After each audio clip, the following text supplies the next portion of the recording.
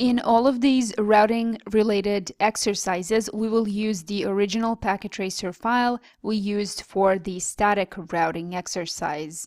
Everything is configured, interfaces on routers, they're all switched on, and we have IP addresses on PCs and their gateway IPs are also defined. So all we need to do is to configure RIP version 2 on all routers in the network and then configure the passive interfaces. In this case, passive interfaces will be these two interfaces on router 3, so Gigabit Ethernet 0/0 and Gigabit Ethernet 0/1. And the reason for doing this is because if you look at those two interfaces, so let's look at Gigabit Ethernet 0/0 for a second. If we just let RIP do its thing, it's going to send its entire routing table. So the routing table of router 3 is going to go through this interface every 30 seconds. And since on this interface, we don't have any routers connected or any device that can actually make use of that table, we can just configure that interface as a passive interface and RIP will not send its updates there. Let's start. I'm going to start from router 1. Enable configure terminal and get right into RIP. So router RIP version 2 and then no auto summary, and then I need to list all of the networks that are directly connected to this router. Those are network 1000 and network 3000. So these two networks, 1 and 3.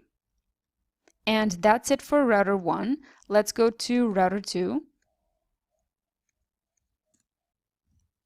Enable configure terminal, router RIP, version 2, no auto summary, and then list all of the networks connected to this router.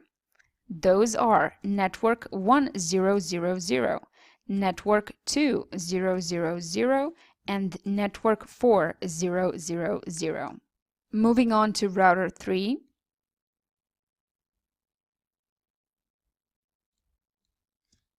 Enable configure terminal, router RIP,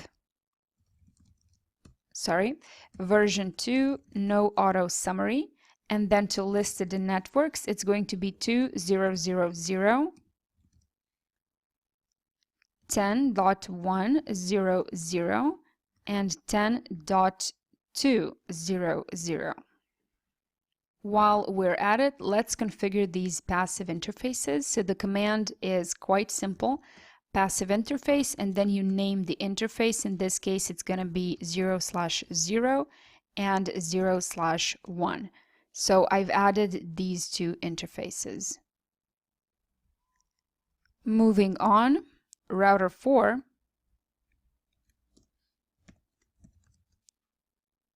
There are 4 networks that are directly connected to router 4. Let's get into router RIP first, version 2, no auto summary, and then list the networks 3000, 4000,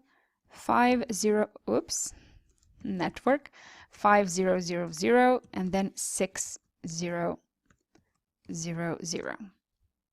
That's it for router 4. Moving on to router 5, we have only one network there.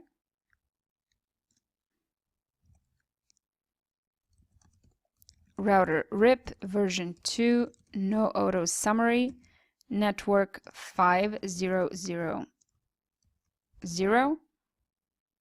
and then on to router 6.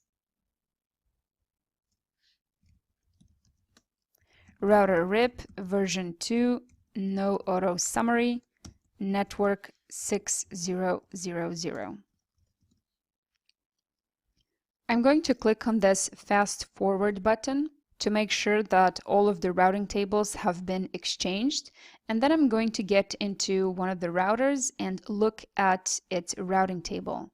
So I'm going to use the command end to get out of these configuration interfaces and just type in show IP route. What we can see here on router 5, since there is only one network directly connected to router 5, that is this network, so the connected network.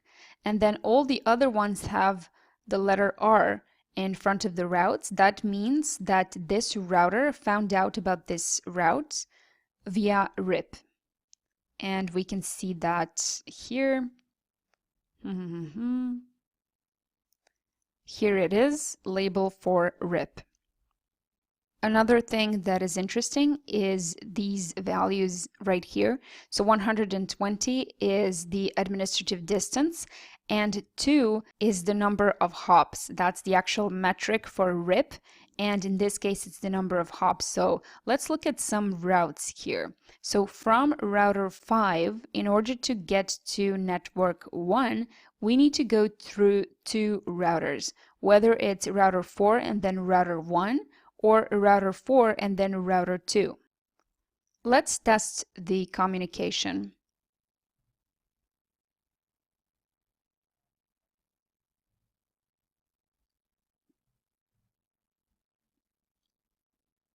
Let's send a packet from PC1 to router 5, for example. That's successful. Let's keep on testing from PC2 to router 6. That's also successful. From router 1 to PC2. That's also successful. Let's try a simulation from PC1 to router 1, for example.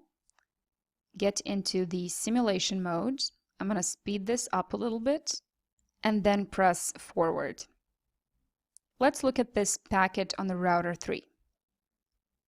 What we are really interested in here is what happens on the 3rd layer, because that is where routing actually happens.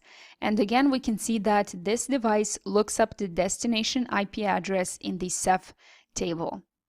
Since I dismissed this Ceph table in the previous exercise, let me explain it a little bit here. So it's short for Cisco Express Forwarding, and it's kind of a mechanism which makes many different cache tables to help improve performance and is change triggered. So when the network changes, the cache changes along with it. In short, it's an improved routing table. As you are yet to see, routing tables can get rather complex rather quickly, so networking equipment vendors started to figure out ways to make searching those tables and routing itself more efficient. So that is Ceph in short.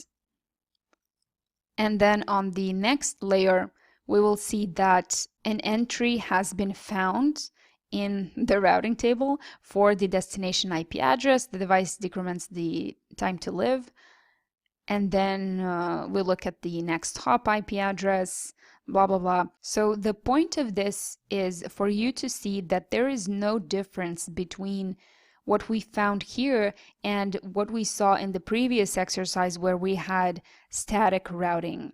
The goal for both techniques is really to fill the routing table. So all the router cares about while it is routing a packet or looking where to send a packet is just how to get rid of the packet as soon as possible. So it looks to the routing table. If it can't find a route for the destination address, it will just drop the packet.